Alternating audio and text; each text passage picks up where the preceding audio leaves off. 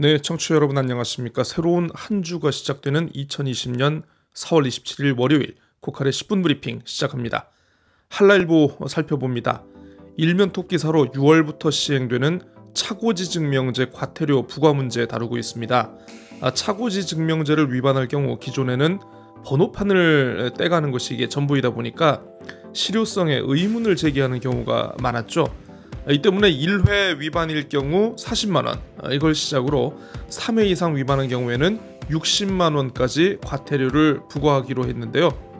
문제는 차고지 증명제를 형식적으로만 맞추기 위한 주차시설이 적지 않다라는 겁니다. 실제 주차 용도로 사용할 수 없는 경우가 허다하다고 하는데요. 저도 가끔 지나가다 보면 어이구 저런 곳에 차를 과연 세울 수 있을까 이렇게 궁금해지는 주차장이 많았습니다.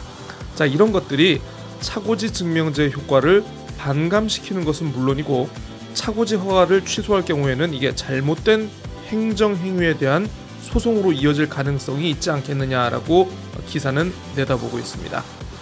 도의회가 지난주 도정 질문에 이어 오늘과 내일 이틀 동안 상임위별 조례안 등 각종 안건 심사를 벌입니다. 대정 해상풍력발전 시범지구 지정 동의안과 뉴오션타운 조성사업 환경영향평가서 협의 내용 동의안 등 찬반 논란이 이어지는 이슈에 대한 처리 여부가 주목된다는 기사입니다. 제주신보로 넘어갑니다.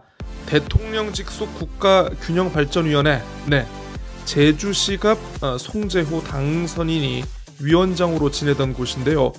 위원회가 지난해 8월 균형발전 지표를 개발해서 12월에 지역 실태 조사를 벌였다고 하는군요. 제주의 경우에는 일자리, 그리고 문화, 안전 등의 점수가 전국 평균보다 떨어져서 삶의 만족도가 낮게 나타났다라고 합니다. 반면에 이제 경남이라든가 울산, 광주 같은 대도시는 높은 만족도를 보였는데요. 아마도 역시 많은 일자리가 있는지 여부가 결정적인 변수가 되지 않았나 싶습니다. 청와대가 다음 달 13일부터 전 국민에게 긴급 재난지원금 지급을 위한 준비에 돌입했다며 국회에 신속한 추경안 통과를 당부했다는 내용 전하고 있습니다. 5월 4일 이 기초생활수급자 등 270만 가구에 대한 1차 지급을 시작으로 13일 전 국민을 대상으로 카드나 상품권, 소비 쿠폰을 주는 방향이 논의되고 있다라고 합니다. 비양도가 2개의 도항선 문제로 주민 간 갈등이 커지고 있다는 소식 한번 전해드린 것 같은데요. 결국 제주시가 모든 도항선 운항을 중단시키고 직접 행정선을 띄우기로 했다고 합니다. 5월부터 50명이 탑승할 수 있는 행정선 비양호, 이거를 하루 4차례 왕복 운항한다라고 하는데요. 소송과 고소고발이 얽힌 2개 도항선사의 선착장 사용도 4월까지만 허락하기로 했습니다.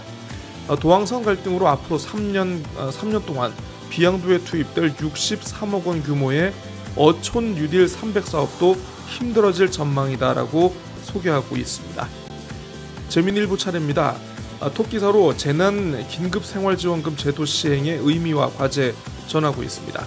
사각지대 해소를 위한 적극적인 대책 마련을 촉구하고 있는데요. 이것저것 따지기보다는 가급적 지원에 초점을 맞추라라는 주문입니다. 인구 감소와 이 부동산 경기 하락으로 제주 지역의 개별주택 가격이 11년 만에 하락세로 돌아섰다고 합니다. 과세의 기준선이 되는 2020년도 개별주택 공시가격이 9만 6천 호 13조 3,300억 원으로 결정되면서 지난해보다 1.28% 하락했네요.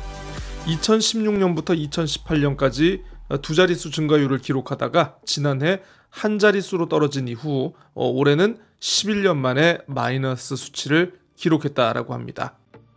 코로나19로 고용 충격을 받고 있는 프리랜서 등 이 특수 고용직 노동자 절반 이상이 이 제도권의 보호를 받지 못하고 있다는 한국노동연구원 보고서 소개하고 있습니다. 일용직이거나 주 15시간 미만, 그리고 파견, 프리랜서 노동자 등을 특수고용직으로 분류할 수 있다는데요. 제주에 많은 분들 계시죠. 관광 통역 가이드의 사례를 통해서 이들의 어려움 전하고 있습니다. 고용보험 가입률도 전국에서 가장 낮은 데다 각종 증빙 서류 발급에서부터 애를 먹고 있는 현실이라고 합니다. 마지막으로 제주일보 차례입니다. 정부가 사회적 거리두기를 완화하자마자 제주를 찾는 관광객이 급증하고 있는데요. 빈사 상태에 빠져있던 항공업계가 운항 편수를 늘리는가 하면 렌터카와 숙박, 음식점 등이 모처럼 활기를 되찾을 것이라는 기대감이 커지고 있습니다만 자칫 코로나19로 제주 지역까지 확산되는 것이 아니냐라는 우려로 방역당국이 긴장하고 있다는 내용입니다. 원희룡 제주지사까지 나서서 당분간 제주 여행을 자제해달라라고 이제 호소까지 했습니다만 이어지는 발길은 어찌 막아볼 도리가 없는 것 같습니다.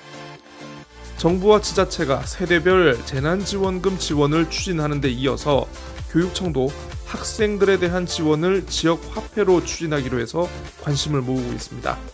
지난주 교육행정질문에서 더불어민주당 강민숙 의원이 불용 예산 일부를 환원하는 방안을 제안했다라고 하는데요. 이성문 교육감이 전적으로 공감한다면서 지원 방안에 대한 종합적인 검토를 진행하고 있다라고 답했습니다. 학생당 30만 원 내외의 지원을 예상하고 있네요. 일면 톱기사와 이어지는 소식입니다. 이른바 거리두기가 완화된 이후에 첫 주말 풍경 전하고 있는데요. 주요 관광지를 중심으로 활기를 되찾은 모습이라고 합니다. 다만 마스크를 착용하지 않은 관광객을 쉽게 발견할 수 있는 것은 물론이고 1, 2m씩 떨어져서 줄을 서는 이런 지침 같은 것은 제대로 지켜지지 않았다라고 합니다.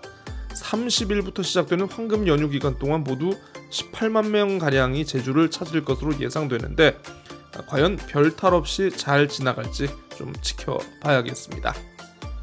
제주시 해안동 중산간에 7톤 이상의 동물뼈 등 이른바 음식물 쓰레기가 무단 투기됐다는 소식 지난주 소개했는데요. 이 땅이 한국토지공사가 소유한 국유지로 현재 제주축협이 임차하고 있다는 사실이 확인됐습니다. 제주시가 자치경찰의 불법 재임대 여부에 대해서도 조사해달라고 수사를 의뢰했다라고 하는군요.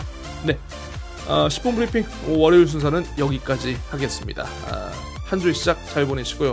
내일 이 시간 저는 다시 찾아뵙겠습니다. 안녕히 계십시오.